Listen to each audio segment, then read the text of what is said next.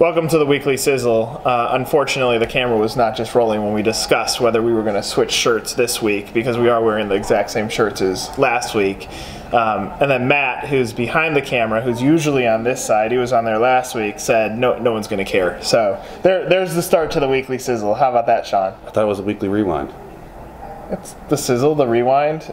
Good point. We need to brand this correctly. Anyway, you get Dumb and Dumber for one more week. First blooper. No, that wasn't on you. a blooper. That's not a blooper. All right. Okay. So welcome to our QSR issue.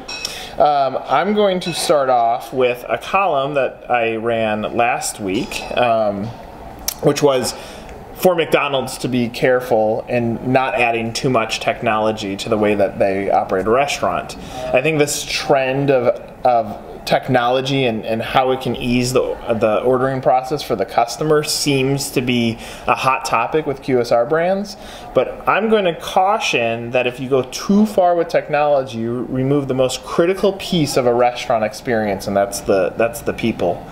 If you go to a Moe's, you walk in there, they say welcome to Moe's. You know you're going to get exceptional customer service when you go into a Chick-fil-A. It's a part of the experience that technology will never be able to replace.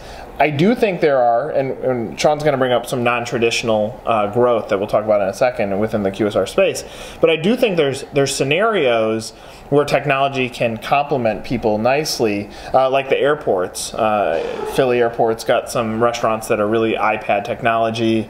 Washington, D.C., Toronto, it's starting to be this trend where you order on the iPad and then they bring it out. So you still have the personal experience. But thoughts?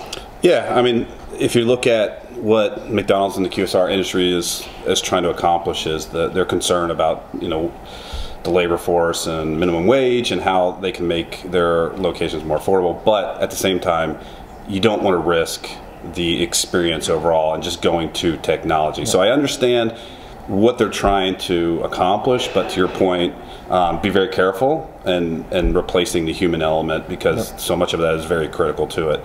I do like the idea of technology playing a bigger role in franchising environment. We talked about previously, like how that's going to help brands get more business intelligence. So I think if the brands are looking at bringing in technology for business intelligence, helping franchisees make better decisions on a daily basis, I think it's great. So last piece that I want to touch on real quick before we close, non-traditional locations. So technology means QSR brands are looking for the next big thing. How can I innovate? How can I be different? Is non-traditional a direction that you see them going in? Because if they go into an airport or gas stations or whatever that category could allow, is that the new growth? Is that the new growth potential for QSR brands? Oh, absolutely. I think it's a new growth for not only QSR, but even retail and service brands that are in the retail environment, because they're trying to get to places where people are. So we see them in malls and then airports. Now what we're starting to see them is Walmart. And so it's kind of interesting that you can go to Walmart and you're seeing brands like Great Clips and those situations where they're trying to capture people in a market area that's not what you typically see. So I think you see more of that. Great. Well, welcome to the QSR issue. Thanks for watching the Weekly Sizzle. Take care.